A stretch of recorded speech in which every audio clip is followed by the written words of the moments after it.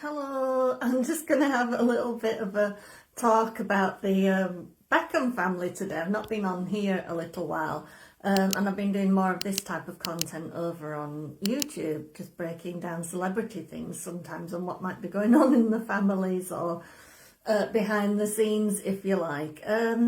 But why I kind of wanted to talk about this is because it is something that shows up quite a bit in my clients sometimes, is these little splits and divisions that go on between families. I'm just going to tap the screen and get rid of that. Hopefully you can hear me.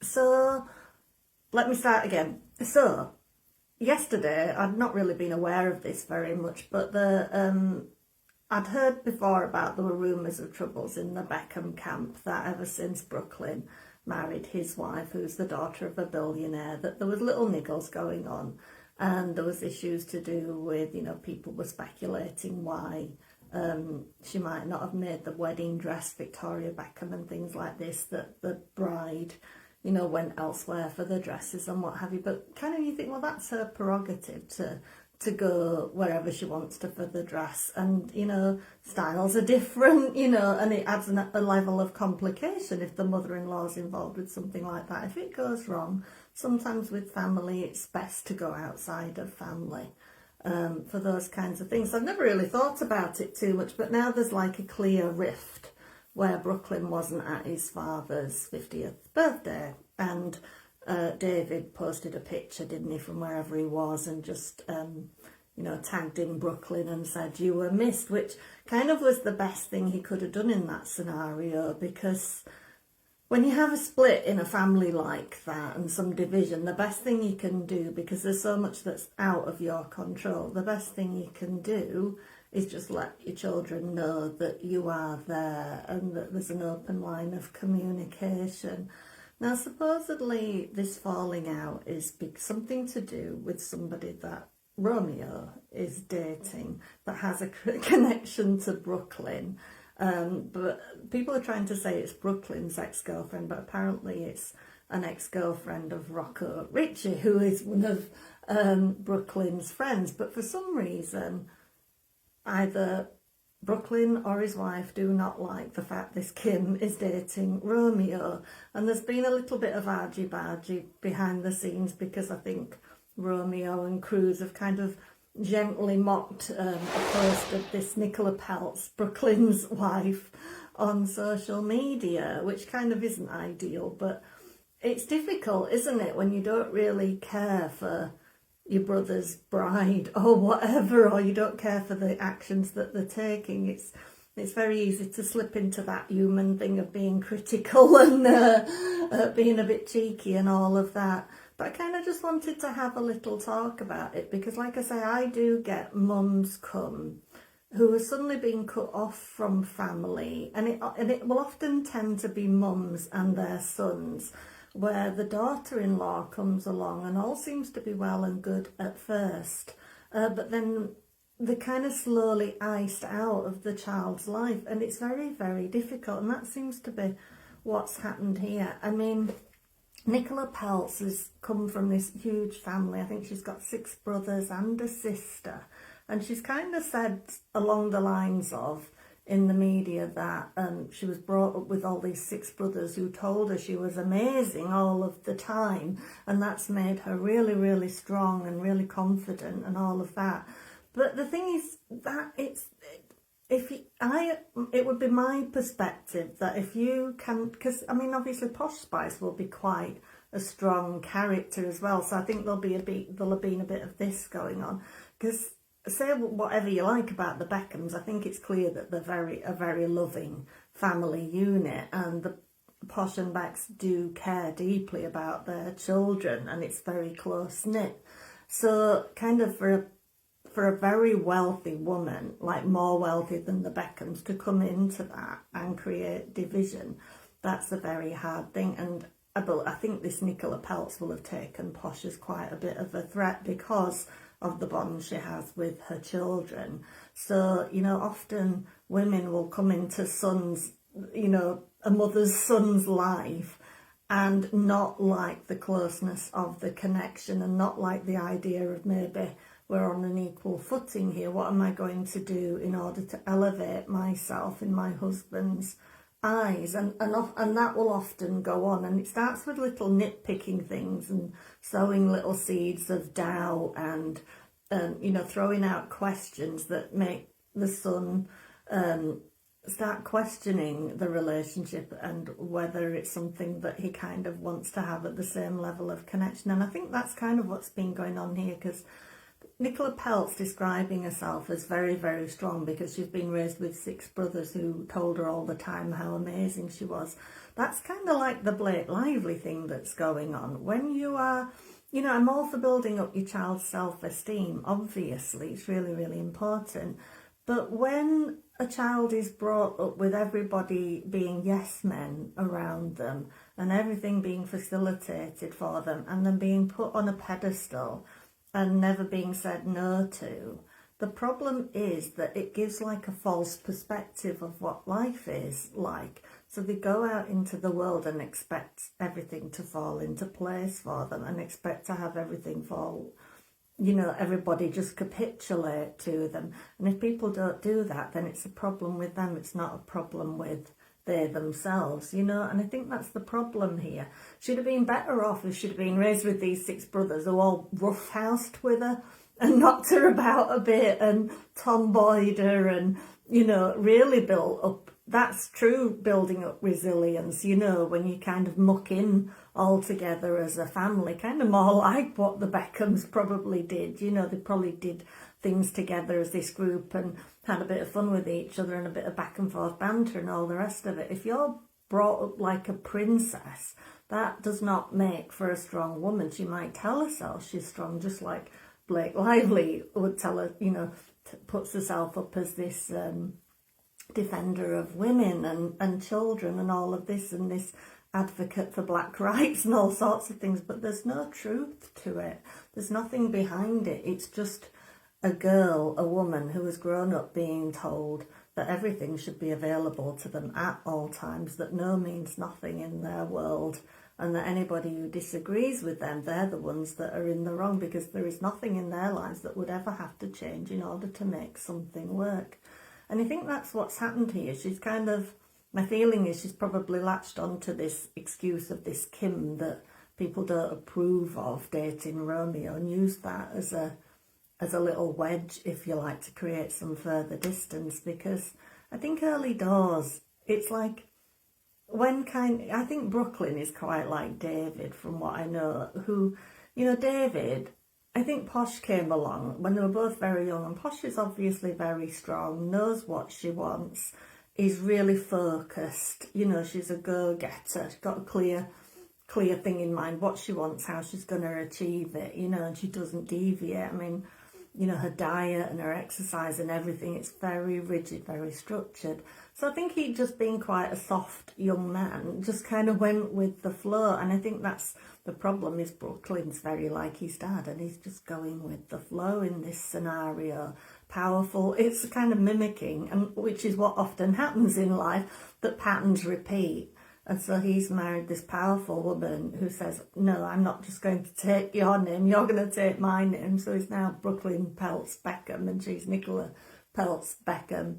And that kind of was the first warning sign a little bit, because I know like it's kind of not a feminist thing to say, but I just think it's a bit odd when a man, just caves on something like that, really. I think one of the loveliest things about getting married is taking your husband's name, you know what I mean, and doing that. And so when a man does it the opposite way around, I always think, it just seems so wishy-washy, And I think that's what's happened here. You've got like a girl who's never been said no to, who's always got her own way, who's very wealthy. And of course, she can facilitate anything that Brooklyn wants to do in life, because he's been a bit, not grounded kind of in what he doesn't seem to know his path. He can't have been good enough to do the football route, so he's tried this, he's tried that, he's tried the other, he's trying to be a chef currently, he's created a hot sauce company and all of that. But kind of the problem is that And what he's getting a lot of stick for in the press is he hasn't earned any of that. He's not worked his way up from the bottom. He's not had to go out and get funding. Everything's laid into place for him. And she is facilitating that. So you imagine quite a soft, quite a gentle lad who's got this woman saying, oh, baby, you're so great. Let's do this for you. How about this? Oh, that idea you had last week was brilliant. Why don't we get you a team on that? And quite quickly you can see that she's got him all scooped up, all wrapped up.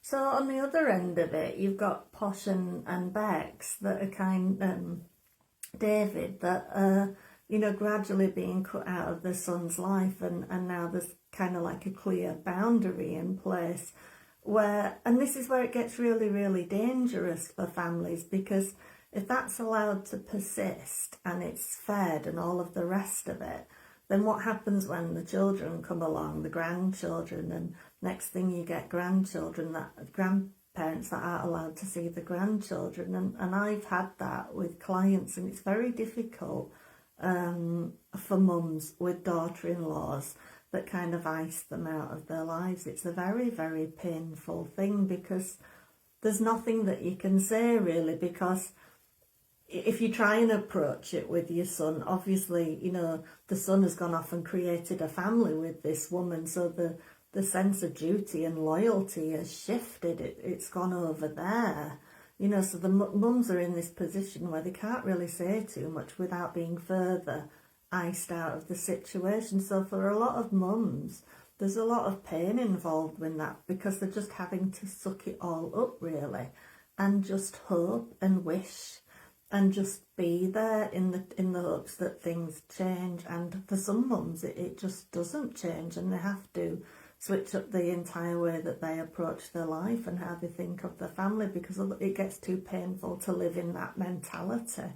So sometimes I do get clients that come to me that need help with that need help getting like some emotional distance in a way, because there's nothing much that they can do about the situation where some other woman is controlling the narrative, and anything can be fed to them, and you literally just have to be there, just keeping an open line of communication, as David Beckham seems to have done with the message that he's put out on social media, just basically letting his son know that he was missed, basically, that they wished he was there. And from what I've read, it doesn't seem like they're trying to cut her out of the equation or anything like that.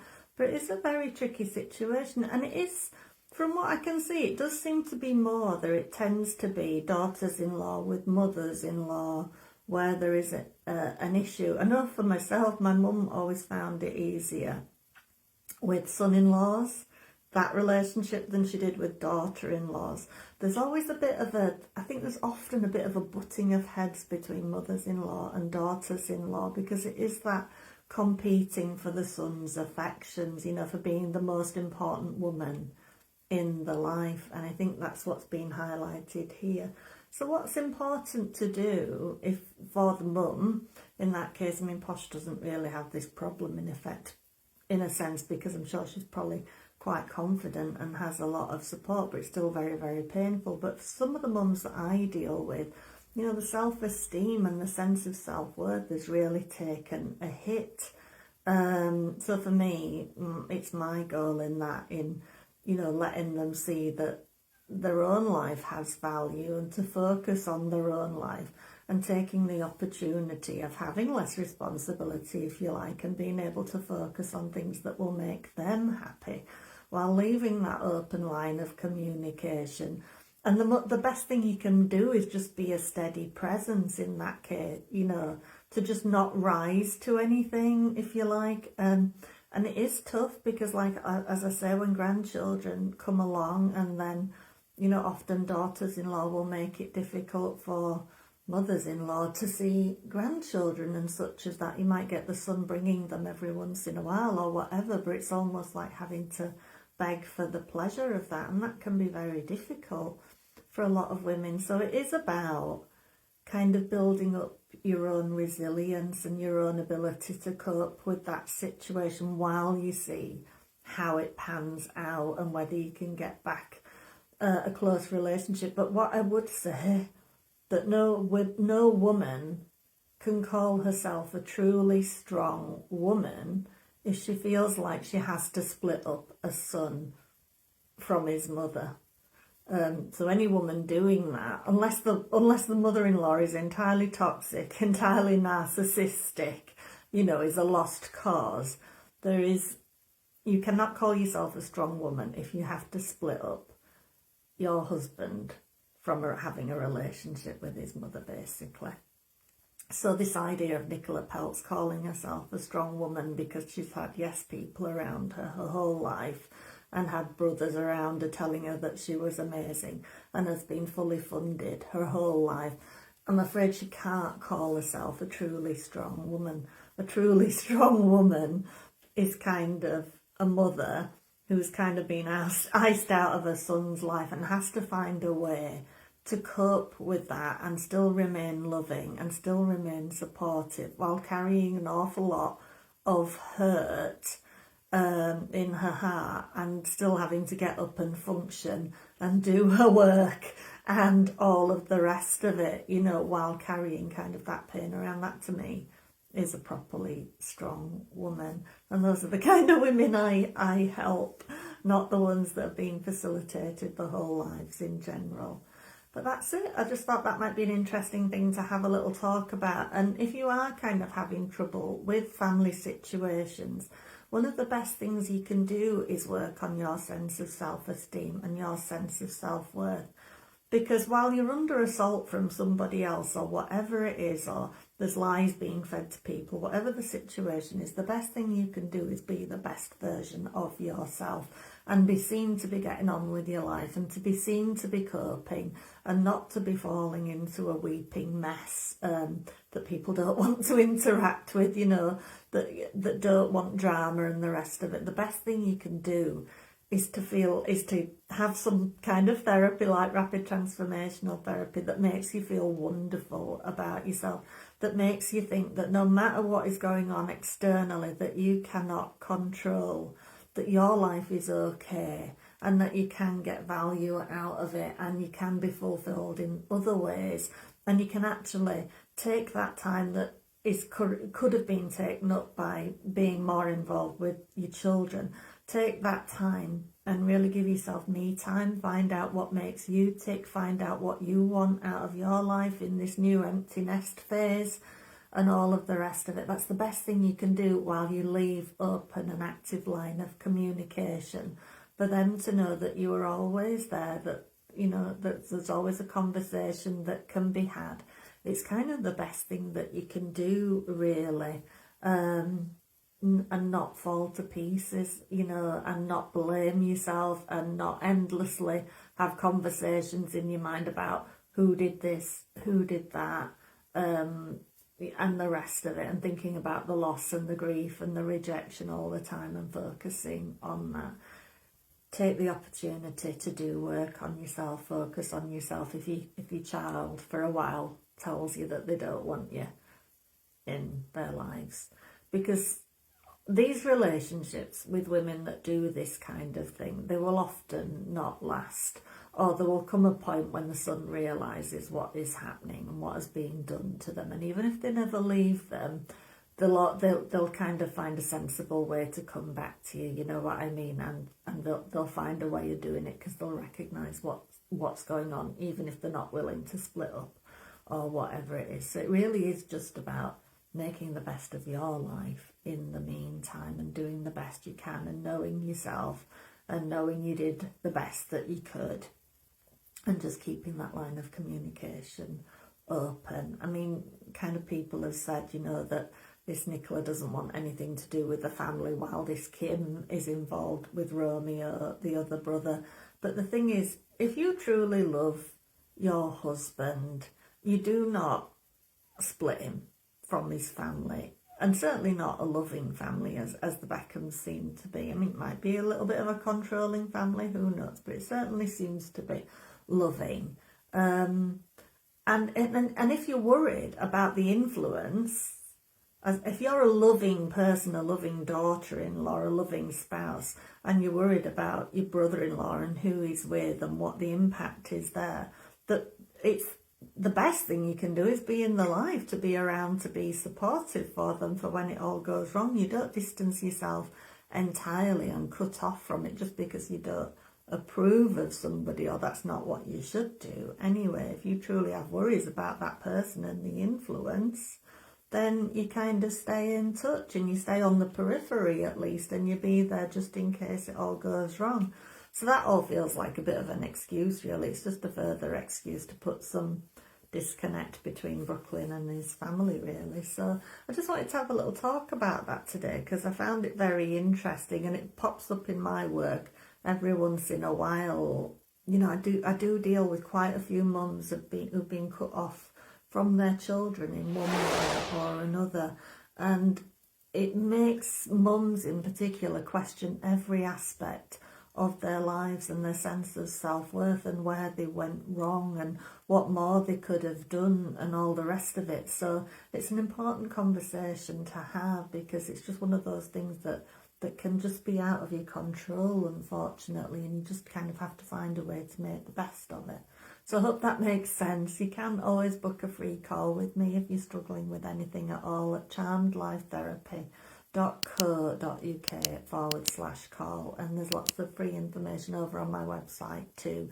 If you go to charmedlifetherapy.co.uk and just look under the More button, there's a depression and anxiety masterclass. There's access to my free Facebook group where there's free hypnotherapy sessions in there too, and you can also subscribe and get a free Limitless Life audio too. All right, I hope that makes sense. See you later.